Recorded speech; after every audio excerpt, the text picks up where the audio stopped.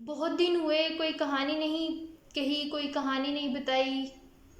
تو آج کی ویڈیو ایک کہانی کا نام، جس کا ایک حصہ آج سناؤں گی، اور اس حصے کا نام ہے شہر میں گم لڑکی۔ تو شروع کرتے ہیں جی۔ اسکول میں 12 سال کی تعلیم اور ہر ستمبر میں بایولوجی سے لڑائی کے بعد میں بظاہر لاہور کی جامعات میں سے جامعہ پنجاب یعنی پنجاب یونیورسٹی میں داخلے کے قابل ہو گئی تھی۔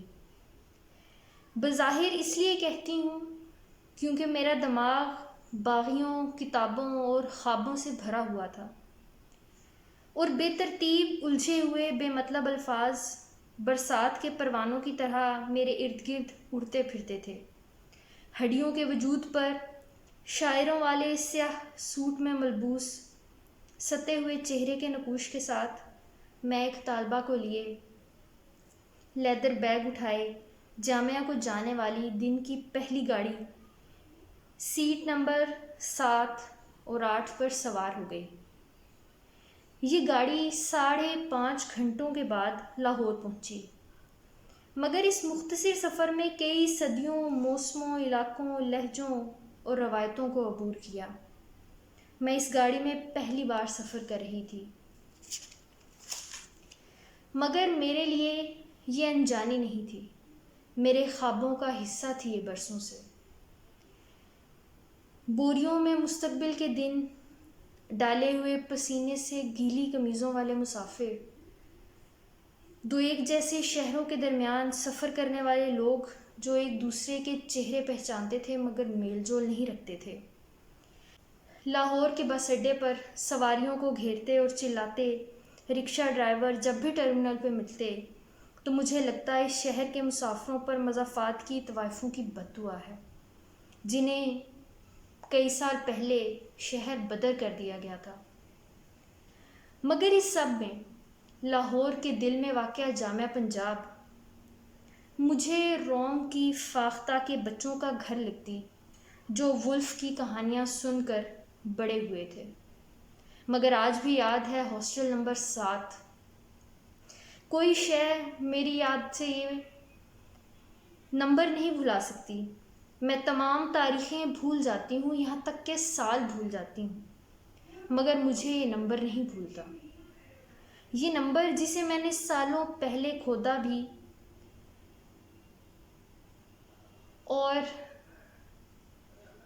یاد کا حصہ بھی بنایا، اور یہ نمبر میرے ذہن میں اب تک موجود ہے۔ میں ڈرتے ہوئے اس ہاسٹل نمبر 7 میں داخل ہوئی تھی کہ مجھے رہنے کے لیے کوئی کمرہ ملے گا بھی یا نہیں۔ اگر مل بھی گیا تو وہاں کی لڑکیاں مجھے رہنے نہیں دیں گی۔ تو میں اکثر لائی ہوئی کھانے کی چیزیں کھلی چھوڑ کر کمرے سے باہر چلی جاتی اور اپنی بغاوت الماری میں رکھ کر اس کو تالا لگا جاتی۔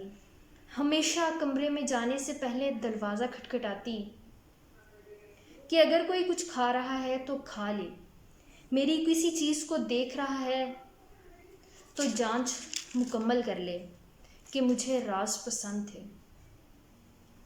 اور کمرے میں تھا ہی کیا، ایک فرش، ایک چھت، اس پر لگا غالباً سفید مگر بظاہر کالا پنکھا، اور جالی دار کھڑکی جس کے آگے اینٹیں لگی ہوئی تھیں، اور یہ میرے اندر کی گھٹن کو کم کر دیتا تھا، اور میرے باہر کی گھٹن چھت سے فرش کے درمیان بڑھتی چلی جاتی تھی۔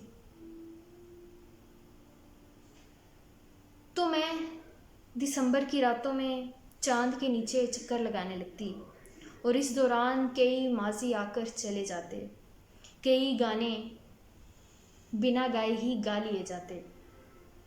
ہم طالب علم اور پھر ادب سے کچھ دلچسپی رکھنے والے اکتائے ہوئے طالب علم شاید نہ چاہتے ہوئے بھی وحشیانہ زندگی گزارتے ہیں، اپنی چائے خود بناتے ہیں، بنا کام، صرف سوچنے کے لیے ہی یہ چائے کہ کئی کپ خالی کر لیتے ہیں، کئی باتیں لکھ لیتے ہیں، اپنی ایک نئی دنیا بنا لیتے ہیں، اور میں نے بھی بالکل ویسا ہی کیا۔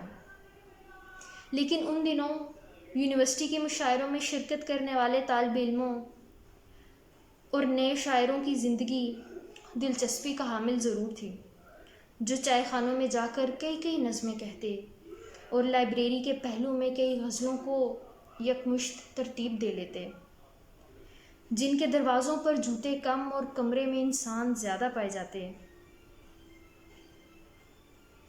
اور جن میں سے کئی وافر محبت ہونے کے باعث جسموں کے اندر مر جاتے۔